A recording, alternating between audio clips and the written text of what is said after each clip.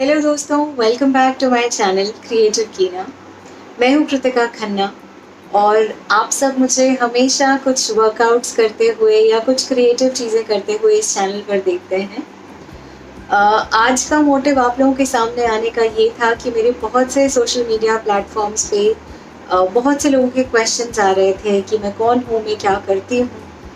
और जनरली जब भी मैं अपना तो बहुत से क्वेश्चंस थे कि मैं क्या करती हूँ और मैं पैरा रोइंग में कैसे गई, मैंने आज जो मैं हूँ वो मैं कैसे बनी।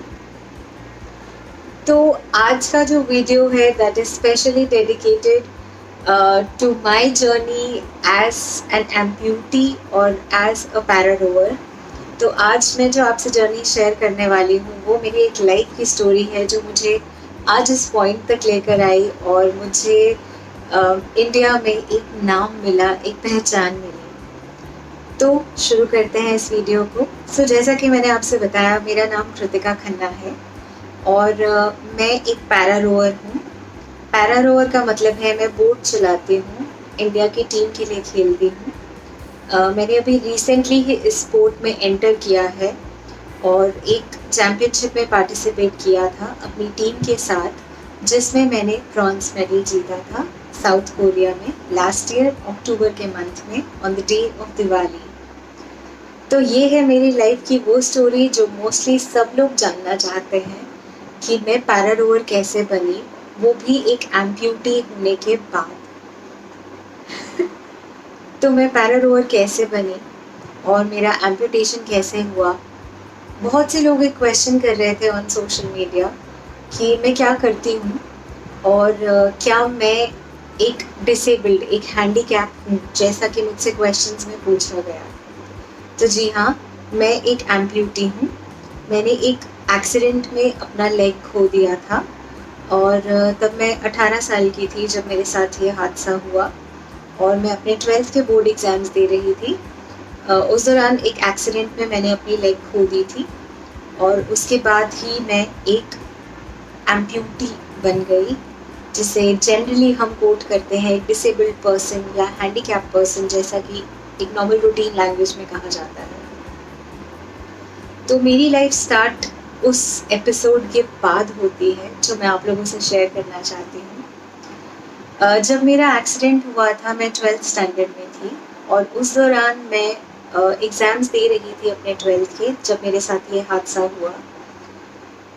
वो एक ऐसा फेज़ था जब शायद एक 18 इयर्स की एज में मैं अपनी लाइफ में बहुत से सपने लेकर चल रही थी, बहुत सी चीज़ें थी जो मैं अकम्प्लिश करना चाहती थी। मैं डांसिंग करती थी, बहुत ज़्यादा डांसिंग मेरा एक पैशन था, जिसे मैं हर समय ऑन द टोज़ रहती थी, खेलती कूदती रहती थी। तो उस दौरान मैं शायद मेरी लाइफ का जो मोटिव था वो एक डांसर बनने का था। I wanted to take my career as a dancer, a professional dancer. तो मुझे बहुत अच्छा लगता था जब मैं डांस करती थी। It used to make me feel alive. और इस एक्सीडेंट के बाद जो सबसे पहला सेटबैक मेरे लिए था वो ये था कि अब मैं कभी डांस नहीं कर पाऊँगी, मैं वापस अपने दोनों पैरों पर कभी खड़ी नहीं हो पाऊँगी। तो बात करते हैं उस सर्जरी की जब मेरे साथ ये एक्सीडेंट हुआ। उस समय डॉक्टर्स ने कोशिश किया लेकिन वो मेरी लेग को सेव नहीं कर पाए, उन्हें मेरा लेग एम्पुटेट करना पड़ा और मैं ऑलमोस्ट 1 डेढ़ महीना हॉस्पिटल में थी। उसके बाद मैं अपने घर आ गई और मैंने दोबारा से अपनी लाइफ शुरू करने की कोशिश की। ज़िंदगी के सही चैलेंजेस शायद हॉस्पिटल से आने के बाद दिखना शुरू हुए, जब जो रूटीन लाइफ के हम आदी थे वो एकदम से चेंज हो गया था। तो लाइफ में फिर से एक नए तरीके से मुझे चलना सीखना था। सबसे बड़ी बात मेरे लिए ये थी, क्योंकि उस समय खड़ा होना भी मेरे लिए बहुत मुश्किल था। तो उस समय अपनी फैमिली की सपोर्ट से मैंने धीरे-धीरे उठना शुरू किया, अपनी रूटीन लाइफ में आना शुरू करा, धीरे-धीरे चलना सीखा। उस समय मुझे सपोर्ट दिया मेरी क्रचेज़ ने, जो हम जनरली चलने के लिए इस्तेमाल करते हैं क्रचेज़, वो मेरी लाइफ में इंट्रोड्यूस हुई और मुझे तो समझ ही नहीं आया था कि उनसे कैसे चलते हैं और कैसे सब इनके साथ मैनेज करते हैं। देखा तो बहुत बार था बहुत से लोगों को उन क्रचेज़ पे चलते हुए, लेकिन कभी समझ में नहीं आती थी कि ये इतना डिफ़िकल्ट भी हो सकता है लाइफ़ में क्रचेस पे चलना। जिन्हें मैं अपने विंग्स कहती हूँ, मेरे पंख हैं वो, जिनसे मैंने दोबारा उड़ना सीखा था, जिनसे मैंने दोबारा चलना सीखा था, वो मेरी क्रचेस थी। उसी समय मुझे इंट्रोड्यूस किया गया था क्रचेस के साथ और अपनी पूरी बॉडी का वेट उन क्रचेस पे डालकर चलना ऑल टुगेदर एक बहुत बड़ा चैलेंज था मेरे लिए। एम्पुटेशन के बाद कुछ ऐसा लगा कि ज़िंदगी हर मोड़ पर एक नया चैलेंज थ्रो करती रही और सबसे बड़ा चैलेंज था उस समय फिर से अपने पैरों पर खड़ा होना और चलना। एक छोटे से बच्चे की तरह मैंने फिर से चलना शुरू किया, सीखा कैसे चल सकती हूँ मैं इन क्रचेस के साथ। धीरे-धीरे ग्रेजुअली मैं बढ़ती गई, मैंने अपना एक आर्टिफ़िशियल लेग लगाया जिसके साथ मैंने फिर से चलना सीखा, जो जयपुर फूट से मैंने लगवाया था। जयपुर में एक संस्था है जो ये प्रोस्थेटिक्स, ये जो आर्टिफ़िशियल लेग्स हैं ये वो लगाती हैं। तो उनसे मैं जुड़ी और उन्होंने मेरा सबसे पहला लेग लगाया, जिससे बहुत मुश्किल आती थी मुझे चलने में, बहुत ज़्यादा परेशानी होती थी क्योंकि उसका खुद का ही वेट जो आर्टिफ़िशियल लेग थी उसका 10 से 12 किलो तक का उसका वेट था, जिससे बहुत मुश्किल होती थी चलने में। पर धीरे-धीरे मैंने उससे चलना सीखा, अपनी लाइफ़ को आगे चलाया, अपने एग्ज़ाम्स दिए, अपनी स्टडीज़ कंप्लीट करी और धीरे-धीरे मैंने डिफ़रेंट जॉब्स देखना शुरू करा और काफ़ी जगहों पे मैंने जॉब भी किया। बहुत सारे चैलेंजेस थे उस पीरियड में मेरे सामने, बहुत से और चैलेंजेस भी थे उस समय मेरे सामने, जो थे अपने आप को तो एक्सेप्ट करना था। मैं कहीं न कहीं उम्मीद कर रही थी कि सोसाइटी भी मुझे उसी तरह से एक्सेप्ट करे जैसे मैं पहले थी।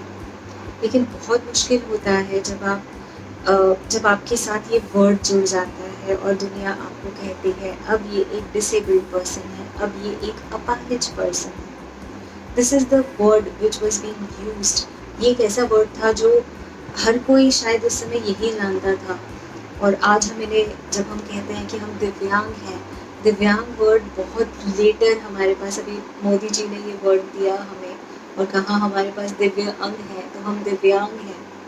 वरना पहले तो सब हमें इसी तरह से अपाहिज कह देते थे और शायद उस दौरान इस वर्ड को सुनना बहुत ज़्यादा घातक होता था क्योंकि आप फिज़िकली तो ऑलरेडी बहुत से चैलेंजेस फेस कर रहे हो और ये वर्ड्स, ये बातें आपको मेंटली भी उतना ही ज़्यादा स्ट्रेस दे रही थी। तो धीरे-धीरे जब मैं आगे बढ़ना शुरू हुई, मैंने ज़िंदगी में लोगों से मिलना शुरू करा और खुद को मैंने उस समय एक बात समझाई कि अगर मैं खुद को एक्सेप्ट करूँगी जैसे मैं हूँ, तो शायद दुनिया भी मुझे उसी नज़र से देखना शुरू करेगी। लेकिन मुझे वो जगह बनानी पड़ेगी, मुझे वो मुकाम हासिल करना पड़ेगा कि लोग ये कहें कि ये सब होने के बाद भी ये लड़की उतना ही अच्छे से ज़िंदगी जी रही है, जितना ये पहले जीती थी। तो उस दौरान मैंने अपना जब स्टडीज़ कंप्लीट किया और मैं जॉब कर रही थी, मैंने डिसाइड किया कि मैं अपनी फ़िटनेस पे ध्यान दूँगी। बहुत से और भी चैलेंजेस आ रहे थे क्योंकि बॉडी में बहुत से चेंजेस हो रहे थे, बहुत ज़्यादा दर्द रहने लग गया था, एक अलग तरह से जिसे लिम्पिंग करके कहना चलते हैं, आप सीधा नहीं चल पाते हो, आप थोड़ा-सा एक तरफ झुकते हो बार-बार और चलते हो। उससे बहुत ज़्यादा परेशानी आने लग गई थी, मेरे शोल्डर्स में, मेरा लोअर बैक बहुत ज़्यादा पेन रहने लग गया था। तो उस समय मैंने डिसाइड किया कि मैं अपनी फ़िटनेस पे थोड़ा ध्यान दूँगी और उससे पहले मैंने अपना जो आर्टिफ़िशियल लेग है, उसे चेंज करा। मैंने ऑटोबॉक से एक प्रोस्थेटिक लगवाया। ऑटोबॉक एक जर्मन कंपनी है, जो हमारे यहाँ पे इंडिया में वर्क करती है और काफ़ी सारे स्पेशली एबल्ड लोगों को असिस्ट करती है इन लॉट्स ऑफ डिवाइसेस। हमारे बहुत से आर्टिफ़िशियल लेग्स, बहुत से ऐसे यूज़र्स हैं जो आर्टिफ़िशियल लेग्स यूज़ करते हैं from Ottobock. I am one of them. मैंने ऑटोबॉक से अपना सबसे पहला जो प्रॉपर आर्टिफ़िशियल लेग है वो लगवाया था। मैं 3R80 यूज़ करती हूँ। बहुत से लोग मुझसे क्वेश्चन पूछते हैं कि मैं कौन-सा नी जॉइंट इस्तेमाल करती हूँ। मैं ऑटोबॉक का 3R80 यूज़ करती हूँ और ये मैं ऑलमोस्ट 2010 से यूज़ कर रही हूँ और टिल डेट ये लेग बहुत ही बढ़िया काम कर रहा है और मुझे मेरे सारे दिन की रूटीन में ये बहुत ज़्यादा हेल्प करता है। तो जो लोग ये मुझसे पूछते हैं, I have your answer, it is Ottobock 3R80। मैं एक लिंक छोड़ दूँगी ऑटोवॉक इंडिया का इन द डिस्क्रिप्शन बॉक्स, आप वो भी चेक कर सकते हैं। तो जब मैंने ये आर्टिफिशियल लेग लगाया, उस समय मुझे वहाँ पे बताया गया कि अब आप अपनी डे टू डे जो लाइफ है उसको और ज़्यादा ईज़ी बना सकती हैं, आप बहुत सी चीज़ें कर पाएँगे अब। तो सबसे पहला जो मेरा फ़ोकस था वो था फ़िटनेस पे वापस जाना। तो मैंने जब मैं दिल्ली में गई, मैंने वहाँ से आर्टिफिशियल लेग लगवाया और उसके बाद मैं वापस जम्मू में आ गई और थोड़ा प्रैक्टिस करने के बाद जब मैं थोड़ा इंडिपेंडेंटली चलने लग गई, तो मैंने डिसाइड किया कि मैं जिम जॉइन करूँगी और वर्कआउट्स करूँगी रूटीन में। तो मैंने जिम जॉइन करा। पहली बार बहुत ज़्यादा मुश्किल वहाँ भी मुझे आई। जब मैं यहाँ पे किसी जिम में जाती थी तो ज़्यादा से ज़्यादा जो जिम के लोग थे, वो मना कर देते थे कि आप वर्कआउट नहीं कर सकते क्योंकि आपके लिए बहुत ज़्यादा मुश्किल हो जाएगा। तो हमेशा मुझे ये सुनने को मिलता था, मैं नहीं कर सकती, मैं नहीं कर सकती, मैं नहीं कर सकती। तो एक बारी मुझे बहुत ज़्यादा गुस्सा आया, बहुत ज़्यादा इरिटेट हो गई थी मैं। तो मैंने जाकर एक जिम में ये बात करी और उन्होंने मुझसे कहा कि नहीं, ये तो बहुत बड़ा रिस्क है कि आप ऐसे सिचुएशन में एक टांग पे वर्कआउट करना चाहती हैं। तो मैंने उनसे कहा कि देखिए, रिस्क मेरा है, मैं क्या कर सकती हूँ और क्या नहीं कर सकती वो मैं बताऊँगी, आप सिर्फ मुझे गाइड कीजिए। तो वो बात सुन के एक जिम इंस्ट्रक्टर थे जिन्होंने मुझे उस जिम में आने का परमिशन दिया और मैंने वहाँ पे वर्कआउट्स करना शुरू करे। बहुत सी एक्सरसाइज ऐसी थी जो मैं नहीं कर पाती थी, वो मुझे बताते थे लेकिन मैं उसको थोड़ा-सा चेंज कर देती थी और अपनी बॉडी के हिसाब से उसे परफ़ॉर्म करती थी। और कुछ दिन के बाद वो मुझे कहते हैं कि तुम तो बहुत अच्छी स्टूडेंट हो क्योंकि तुमने बहुत जल्दी चीज़ें सीखी हैं और बहुत बढ़िया तरीके से तुम वर्कआउट करती हो। तो वो चीज़ मुझे थोड़ा मोटिवेट करने लग गई। मैंने और ज़्यादा अच्छे से वर्कआउट करा, मेरी रूटीन जो लाइफ़ थी वो बहुत ईज़ी हो गई। मेरी लेग में बहुत ज़्यादा स्ट्रेंथ आ गई, मेरी पूरी बॉडी में बहुत ज़्यादा स्ट्रेंथ आ गया और मेरे लिए थोड़ा ईज़ी हो गया अपनी लाइफ़ को चलाना। उसके बाद मैं फिर से बीच-बीच में दिल्ली जाती थी जब मुझे थोड़ा-सा अपना रिपेयर करवाना होता था आर्टिफ़िशियल लेग को। मैं दिल्ली जाती थी, कुछ और नया चीज़ ट्राई करने के लिए उनको बताती थी। फिर वो उस तरह से मेरी लेग को एडजस्ट कर देते थे और मैं वापस जम्मू आकर वो चीज़ें ट्राई करती थी। अ, जी हाँ, मैं जम्मू कश्मीर में रहती हूँ, मैं जम्मू में रहती हूँ। तो मैं हमेशा आर्टिफ़िशियल लेग के लिए दिल्ली जाती हूँ, जो भी प्रॉब्लम होता है फिर दिल्ली से मैं जम्मू वापस आती हूँ। तो यहाँ पर फिर मैंने धीरे-धीरे कुछ जिम्स स्विच करना शुरू किए और जहाँ भी मैं प्रेज़ेंटली ट्रेन करती हूँ, उस जिम में बहुत से ज़्यादा मुझे और ज़्यादा अच्छे वर्कआउट्स करने को मिले, मुझे बहुत सी नई चीज़ें ट्राई करने को मिली, बहुत से नए लोगों को मिलने को मिला और उस दौरान काफ़ी ज़्यादा मोटिवेशन मिला जब आपके आगे-पीछे के लोग ये कहते थे कि हम आपसे इंस्पायर होते हैं, हम आपको देखकर हम बहुत ज़्यादा मोटिवेटेड फ़ील करते हैं। तो वो मुझे बहुत अच्छा फ़ील करवाता था हमेशा ये बात, क्योंकि कहीं न कहीं मुझे देखकर बहुत से लोग घर से बाहर आकर वर्कआउट करने लग गए थे। तो लाइफ़ में बहुत अच्छी चेंजेस भी आए मेरे इस एक्सीडेंट के बाद। मैं बहुत से लोगों से मिली, मैंने बहुत से लोगों से सीखा और बहुत खुशी होती है जब लोग कहते हैं कि हम आपसे सीखते हैं। और जब मैं ये सब वर्कआउट्स कर रही थी तो मेरे एक फ्रेंड हैं जो मेरी सारी वीडियोज़, मेरे वर्कआउट वीडियोज़ शूट करते थे और हम उसके बाद अपने सोशल मीडिया पे उसे डालते थे। और बहुत से लोग मेरे साथ जुड़ना शुरू हो गए जब वो वर्कआउट करते देखते थे कि मैं एक लेग पर भी वर्कआउट इतने अच्छे से कर पाती हूँ। तो बहुत से लोग मेरे साथ जुड़े उसके बाद। तो मुझे ऐसे लगता था कि अरे वाह! आज मुझे ऐसा लग रहा है कि मेरी लाइफ़ का जो पर्पज़ है, वो यही था कि मुझे लोगों तक रीच आउट करना है और उन्हें ये बताना है कि आप किसी भी तरह से कम नहीं हैं, आप भी कर सकते हैं और जैसे मैं कर रही हूँ, आप लोग भी कर सकते हो। तो बहुत अच्छा लगता था जब लोग मुझे ये कहते थे कि आपकी वजह से हम आज जिम जाना शुरू हुए हैं या हम अपनी फ़िटनेस पे काम करने लग गए हैं या हम वो सब कर रहे हैं जो हमें लगता था हम कभी नहीं कर पाएँगे, आज हम वो चीज़ें करते हैं। तो बहुत अच्छा फ़ील होता था मुझे और वही टाइम के दौरान जब मैं बहुत ज़्यादा वीडियोज़ डालती थी, तो मुझे एक पर्सन ने रीच आउट करा। हमारे ऑल ओवर इंडिया में एक डिसेबिलिटी ग्रुप चलता है which is run by major DP Singh, जो हमारे इंडिया के सबसे पहले ब्लेड रनर हैं। मैं ब्लेड के बारे में भी आपको बताऊंगी कुछ टाइम में। ब्लेड रनर्स वो भी एक एम्प्यूटी हैं, कारगिल वॉर एम्प्यूटी हैं, और उन्होंने भी उस समय अपना लेग खो दिया था, और अब वो मैराथन रन करते हैं। और बहुत सारे जो लोग हैं, जो स्पेशली एबल्ड लोग हैं, उनके साथ कनेक्टेड हैं ऑल ओवर इंडिया से, और आज वो सब वो कर रहे हैं जो उन्हें लगता था कि वो कभी नहीं कर पाएंगे। तो फॉर्चुनेटली मैं भी उस ग्रुप का हिस्सा हूँ, और मुझे भी मौका मिला लोगों तक रीच आउट करने का।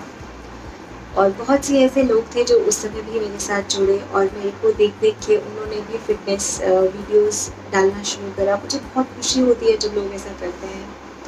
और उसी समय जब मुझे रीच आउट किया गया कि हमारी इंडियन रोइंग फेडरेशन है जो, वो चाहती है कि हम पैरा रोइंग इंट्रोड्यूस करें इंडिया में। हम अपनी एक टीम बनाना चाहते हैं, लेकिन उसके लिए हमें एक फीमेल फिटनेस एंथुजियास्ट की ज़रूरत है। तो मुझे लगा कि ये बहुत अच्छा अपॉर्चुनिटी रहेगा अपनी और ज़्यादा अपने आप को जानने का, अपने पोटेंशियल को और ज़्यादा एक्सपीरियंस करने का कि मैं और क्या कर सकती हूँ। मुझे रीच आउट किया कर्नल गौरव दत्ता ने। कर्नल गौरव दत्ता भी रोइंग फेडरेशन के साथ जुड़े हुए हैं। उन्होंने मुझे कहा कि क्या आप पैरा रोइंग करना चाहोगी? ट्रस्ट में मुझे रोइंग नहीं पता था, बचपन में पता था रोइंग क्या होती है, लेकिन एज अ स्पोर्ट उसे कभी नहीं देखा था। तो उस समय मैंने देखना शुरू करा कि रोइंग क्या होती है और पैरा रोइंग किसे कहते हैं, जिस एक वो सेगमेंट है रोइंग का जो पैरा का मतलब है जो भी स्पेशली एबल्ड लोग हैं। अभी हमारे साथ जो जुड़े हुए हैं, हम लोग जो हैं, हम सारे एम्प्यूटीज़ हैं, लोअर लेग एम्प्यूटीज़ हैं या अबव नी एम्प्यूटीज़ हैं। हमारी एक टीम है, तो हमारी ये स्पेशली एबल्ड लोगों की टीम है पूरी, जो रोइंग करती है अब। और उस समय जब मुझे बुलाया गया था तो मेरे लिए तो बहुत नया स्पोर्ट था, और मैंने इसे शुरू किया और सीखा वहाँ जाकर। वो पुणे में ट्रेनिंग होती है आर्मी रोइंग नोड के अंडर, और वहाँ पे मुझे ट्रेनिंग मिली और मैं रोइंग को जान सकी, मैं रोइंग करना शुरू किया मैंने। और रोइंग करते हुए भी बहुत से चैलेंजेस आए लाइफ में, उसके बारे में हम कुछ देर बाद बात करेंगे। तो ये एक ज़रिया था जिससे मैं पैरा रोइंग से इंट्रोड्यूस हुई, और आज जो मुझे पहचान मिली है वो पैरा रोइंग की बदौलत है, वो पैरा रोइंग की वजह से है। आज मैं भी एक पैरा रोवर हूँ, and I feel so blessed and I feel so proud कि मुझे मौका मिला कि मैं अपनी कंट्री को रिप्रेजेंट कर सकूं और अपनी कंट्री के लिए एक मेडल जीत के ला सकूं। हमारी पूरी टीम के साथ, पूरी टीम की मेहनत के साथ हमने वो मेडल जीता, और जब हम उसे अपने वापस अपने कंट्री में लेके आए तो लोगों का बहुत ही ब्यूटीफुल रिस्पॉन्स मिला। बहुत खुश हुए सब। वही लोग जो एक टाइम पे एक्सेप्ट नहीं करते थे, वो सब अब बहुत ज़्यादा प्राउड फील करते हैं कि इस सिचुएशन में आने के बावजूद भी मैंने ये अचीवमेंट हासिल करी है। तो बहुत अच्छा फील होता है। ये थी मेरी story as a para rower. हमने कल ही वर्ल्ड मेंटल हेल्थ डे मनाया है। ऑन दैट नोट मैं आप सबसे एक चीज़ कहना चाहूँगी कि आप अपनी मेंटल हेल्थ के लिए खुद रिस्पॉन्सिबल हैं, कोई और रिस्पॉन्सिबल नहीं है। देखिए, आप अपनी लाइफ में किस चीज़ को किस तरह से समझते हैं या किस तरह से उस चीज़ को लेकर आप रिएक्ट करते हैं, वो मायने रखता है। बहुत ही अच्छा एक आप जनरली आई थिंक बहुत से लोग हैं जो सद्गुरु जी को सुनते हैं, वो हमेशा कहते हैं कि एक इंसान जब आपको गुस्सा करता है या कोई आपको कुछ बुरा भला कहता है, तो आप उसे अपने आप पे कैसे लेते हो, आप कैसे रिएक्ट करते हो, वो आप पे डिपेंड करता है। आपको गुस्सा आ रहा है या नहीं आ रहा है उसकी बात सुनकर, वो आप डिसाइड करते हो। आपको बुरा लगा है या नहीं लगा है, वो आप जानते हो। तो आप एक सिचुएशन में कैसे रिस्पॉन्ड करते हो, वो आप खुद डिसाइड करते हो। मेरी इस जर्नी में जो सबसे बड़ी बात थी वो थी खुद को एक्सेप्ट करना। मैं बिल्कुल मानती हूँ कि इतना ईजी नहीं है ये चीज़, मेरे लिए भी कभी ईज़ी नहीं थी, बहुत मेहनत लगा, बहुत मुश्किल मुझे भी आई इस चीज़ को एक्सेप्ट करने में कि अब मेरा एक टाँग नहीं है और मैं एक टाँग पे चलती हूँ। लेकिन अ, आप लोग उस चीज़ को कैसे एक्सेप्ट करते हो? देखो, आपने ऑफ़ कोर्स आपका एक बहुत बड़ा लॉस है, वो लॉस शायद हमसे ज़्यादा कोई और नहीं समझ सकता है, ये मैं बिल्कुल मानती हूँ। लेकिन उसके बाद आप अपनी लाइफ़ को किस तरह से दोबारा फ्रेम करते हो, ये आप डिसाइड करोगे, कोई और डिसाइड नहीं करेगा आपके लिए। ये चीज़ कंप्लीटली आप डिसाइड करेंगे। तो आप ये सोच के चलिए कि अगर आपके पास एक चीज़ की कमी है, तो आपके पास बाकी चीज़ें सलामत हैं। आप उनका इस्तेमाल करके क्या नया कर सकते हो, आपको वो करना है। हमेशा ये बात सोच के नहीं बैठना है कि मेरे साथ तो बहुत बुरा हो गया, अब तो मेरी ज़िंदगी ख़त्म हो गई है। नहीं, आपकी ज़िंदगी शुरू होती है।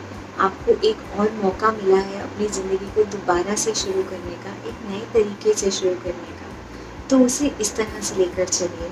अब आप खुद को जब एक्सेप्ट कर लेते हो और आप जब अपनी ज़िंदगी के साथ कुछ अच्छा करने लगते हो, कुछ नया करते हो, तो आजू-बाजू के जो लोग बैठे हैं, जो हमेशा आपको ये कह देते थे कि तुमसे नहीं होगा, तुम नहीं कर सकते हो या तुम नहीं कर सकती हो, प्लीज़ वो लोग खुद आकर आपसे सलाह लेंगे कि तुमने ये कैसे किया। ट्रस्ट मी, मेरे साथ अब ये ऐसा होता है।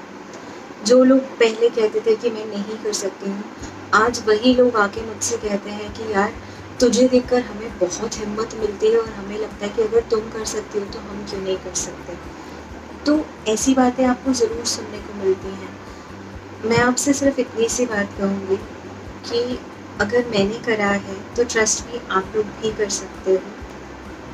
अगर आपको ऐसा लगता है कि हम लोगों को कुछ एक्स्ट्रा चीज़ें मिली हैं ऊपर वाले की तरफ से, तो ऐसा कुछ नहीं है। हम लोग भी आपकी ही तरह हैं, रूटीन लाइफ़ जीते हैं। हमारे भी आगे-पीछे फ्रेंड्स हैं, फैमिली है, बहुत से लोगों से हम भी मिलते हैं। बहुत से लोग हैं जो आज भी हमें डिग्रेड करने की कोशिश करते हैं, जो कहते हैं कि हम नहीं कर सकते ज़िंदगी में कुछ, लेकिन आपको वो सब नहीं सुनना है। आपको उस चीज़ पे फ़ोकस ही नहीं करना है कि कोई आपसे क्या कह रहा है कि आप नहीं कर सकते, या आपको बार-बार ये बताने की कोशिश कर रहा है कि आप लोग अपनी ज़िंदगी में कुछ अच्छा नहीं कर सकते हो। प्लीज़ उस सब चीज़ों को सुनना बंद कर दो। आप वही करो जो आपको करना है और अपनी लाइफ़ को कैसे आगे फ्रेम करना है, ये आपसे बेहतर और कोई नहीं जानता। तो खुद भी ट्रस्ट करो, खुद भी बिलीव करो। आप वो सब कर सकते हो जो बाकी सब लोग करते हैं।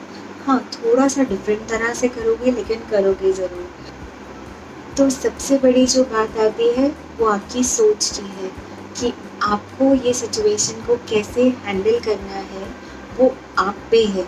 मैं आपको सिर्फ़ इतना कह सकती हूँ कि आप किसी से कम नहीं हैं, लेकिन ये आपको पहचानना है कि आप किसी से कम नहीं हैं और आप ये काम कर सकते हैं। हमेशा ये कहना, मैं कर सकती हूँ या मैं कर सकता हूँ। ठीक है? एक और एपिसोड मैं आपके साथ शेयर करती हूँ। जब मैं पैरा रोइंग में थी, रोइंग कर रही थी, उस समय मेरे साथ एक हादसा हुआ था जब मेरी बोट पलट गई थी और मैं डूब रही थी क्योंकि मुझे स्विमिंग नहीं आती थी। और जब वो बोट पलट गई थी और बोट पलटने के बाद मैं खुद को सँभाल नहीं पा रही थी, तो मुझे ऐसे लगा था कि अब तो भई मैं ख़त्म, मैं गई। और उस समय एक कोच हैं जिन्होंने मुझे सेव किया, मुझे पानी से बाहर निकाला और उसके बाद मैंने दोबारा बोट में बैठी और मैं वापस अपने स्टार्टिंग पॉइंट तक हम आ गए। लेकिन उस समय एक ऐसी सिचुएशन आई थी जब मुझे पानी से बहुत ज़्यादा डर लगने लग गया था। मैं 6 महीने के लिए पानी की तरफ जा ही नहीं पाई थी, पूरी तरह से नहीं जा पाई थी। और बहुत से लोगों ने उस समय भी मुझे कहा कि नहीं ऐसा कुछ नहीं है, तुम्हारे वहम है, तुम्हें ऐसा कुछ नहीं लग रहा, ये सब तुम्हारे मन की बात है। लेकिन उस समय भी मुझे बस एक ही चीज़ समझ में आती थी कि जब तक मुझे नहीं लगेगा कि मुझे पानी से डर नहीं लगता, तब तक कोई हेल्प नहीं कर सकता। तो धीरे-धीरे मैंने उस चीज़ को ओवरकम करने की कोशिश करी और मैंने दोबारा रोइंग स्टार्ट किया, मैंने स्विमिंग भी शुरू किया और थोड़ा-थोड़ा स्विमिंग भी सीखा मैंने। और वापस जब मैं दोबारा से ट्रेनिंग कैंप के लिए गई, तो मैं फिर से रोइंग कर रही थी, तो वो मेरे लिए एक बहुत बड़ी अचीवमेंट थी। तो ज़िंदगी में जब भी आपको लगता है कि आप कोई चीज़ नहीं करते हो, तो उसकी तरफ कोई ऐसा आपको लगता है कि आप ये काम नहीं कर सकते हो, तो उसकी तरफ ना छोटे-छोटे स्टेप्स लेना शुरू करो। एकदम बड़ा स्टेप मत लेना, धीरे-धीरे उसकी तरफ प्रोग्रेस करो, स्टेप बाय स्टेप चलो और हर दिन आपने छोटी से छोटी अचीवमेंट को सेलिब्रेट करो। अपनी लाइफ को सेलिब्रेट करना सीखो। ज़रूरी नहीं है कि ज़िंदगी में बहुत बड़ी चीज़ें होनी चाहिए थैंकफुल होने के लिए। आप दिन में अगर उठ रहे हैं ना, वो भी एक बहुत बड़ी बात है। बहुत से लोग हैं जो शायद दोबारा आँखें ही नहीं खोल पाते हैं और सो जाते हैं हमेशा के लिए। आप सुबह उठते हैं, आप फिर से वही दिन शुरू करते हैं। एक और दिन मिलता है आपको अपनी ज़िंदगी में कुछ अच्छा करने का, कुछ नया करने का। तो हमेशा ज़िंदगी में ये फ़ोकस रख के चलिए कि हर दिन कुछ नया लेकर आएगा और हर दिन आप कुछ नया अचीव कर सकते हैं और अपनी छोटी से छोटी अचीवमेंट को सेलिब्रेट कीजिए। तो ये थी मेरी लाइफ की स्टोरी, जहाँ एक नॉर्मल रूटीन लाइफ में जीने वाली लड़की बन गई इंडिया की फर्स्ट फीमेल पैरा रोवर।